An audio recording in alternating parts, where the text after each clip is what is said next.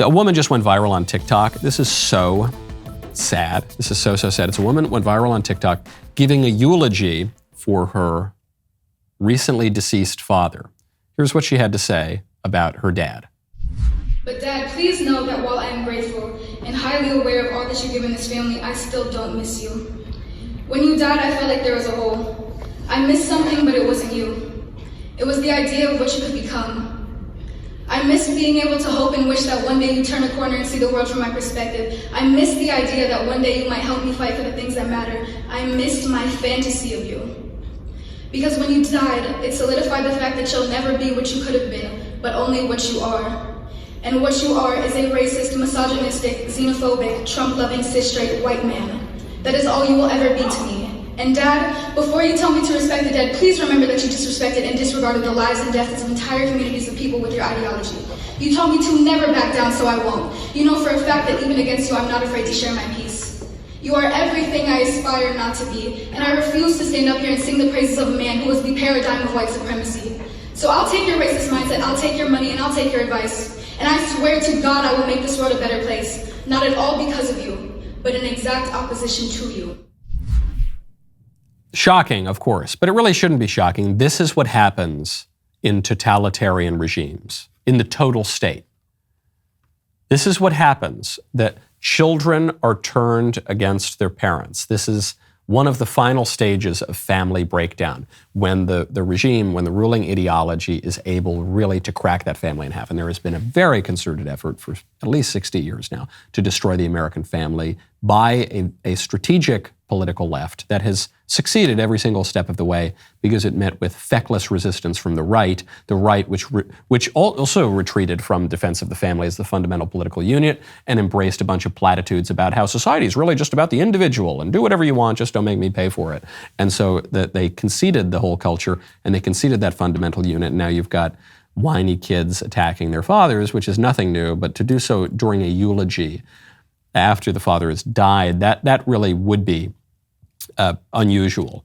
And it's going to become more and more usual, unfortunately. And this is the kind of stuff that we are fighting right now. And so when candidates come up in 2024, I suspect that the lesson that the establishment media wants us to take from the midterms, even in those states where the vote count was kind of weird, and dragged on for a long time and the results are somewhat dubious, clearly the conclusion they want us to take is, conservatives just need to be a little bit more conciliatory and a little bit more moderate and meet in the middle and stop being so extreme, okay? Stop talking about things. The other day, I said on this show that a marriage is between a man and a woman. I said on this show that Republicans who vote for the radical redefinition of marriage to something other than what it has been for all of human history until 5 minutes ago should not be in the Republican Party because they obviously don't want to conserve anything.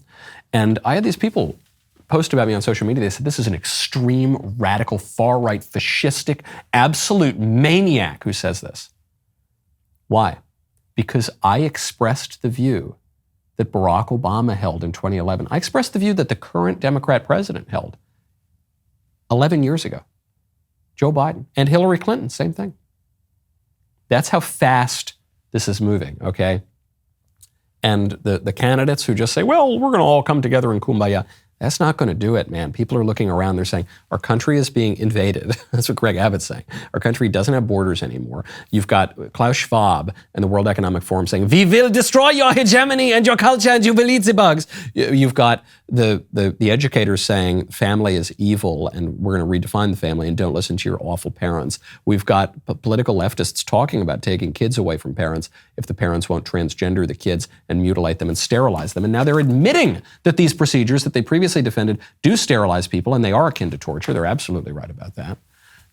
Those are the stakes in this election, okay? And we need a big candidate with a big vision who is not just going to focus on one little issue or this little issue or even just domestic or just foreign policy. We need a candidate who's going to take on the whole kit and caboodle. Who is capable of that? We will find out during a primary process. Right now, head on over to goodranchers.com/Knowles. I love spending the holidays with my family, and one of the ways I like to do that is with delicious meat from Good Ranchers. As a special gift to our listeners this holiday season, Good Ranchers is giving away 2 Black Angus New York strip steaks free with your order. These are 2 12-ounce steakhouse quality cuts. That's a $70 value for free. You don't want to miss this offer. Let me tell you why. Black Angus tastes better and is more tender than any other beef. Black Angus meat is marbled in such a way that the fat is distributed thinly and evenly. This marbling gives it a consistent flavor that you don't get with other meats. Plus, the Black Angus from Good Ranchers is hand-cut and trimmed by expert butchers, so you know every piece is going to be exquisite. While grocery store meat prices are on the rise, Good Ranchers is dedicated to helping you save as much as possible. If you subscribe to Good Ranchers today, you can lock in your price and avoid these insanely high prices at the grocery store and get some free meat while you're at it. Go to goodranchers.com/Knowles. Use code Knowles at checkout for this special offer. That is goodranchers.com/Knowles for 2 Black Angus New York strip steaks with your order for free. Good Ranchers, American meat delivered. Greg Abbott right now in Texas is setting himself up to run for president in 2024. And he's doing a pretty good job. Greg Abbott just announced on this important issue of immigration that he has invoked the invasion clauses of the U.S. and Texas constitutions to fully authorize Texas to fight back against the influx of illegal aliens. This is a good idea. I'm glad that Abbott is using this kind of language. It is an invasion. That is what is happening. That is what illegal immigration is. We're talking about not just 1 million legal immigrants a year, which is a lot of people, but 2 million illegal immigrants. If you don't call that an invasion, I don't know what the word invasion means. And Greg Abbott is now legally calling it that. So what does it mean in practice? He says he's going to deploy the National Guard to safeguard the border and repel and turn back immigrants trying to cross the border. He'll deploy the Texas Department of Public Safety to arrest and return the border immigrants who crossed illegally, return them to the border. He'll build a border wall in multiple counties on the border, deploy gunboats to secure the border, designate Mexican drug cartels as foreign terrorist organizations, enter into a compact with other states to secure the border, enter into agreements with foreign powers to enhance border security. He's not going to be able to do that. The governor of Texas doesn't conduct American foreign policy. This is why Trump focused on foreign policy in his speech last night, is because the governors don't really have a say. So that one's pretty empty. And provide resources for border counties to increase their efforts to respond to the border invasion. Okay, so that all sounds good, but where's the teeth? Where's the teeth of this? You know, Ken Cuccinelli, who's a great conservative leader, and he was at DHS during the Trump administration, he points out that Governor Abbott has not, in fact, invoked the full authority of an invasion declaration. He said that he's being invaded, but he's not blocking the invaders from coming. And Cuccinelli points out, until Abbott removes the illegals back across the border and out of the country, this will just be a PR stunt. And I tend to agree. I mean, this is something that Trump is going to have to prove, that DeSantis is going to have to prove, that Greg Abbott is having to prove right now. Enough of the words.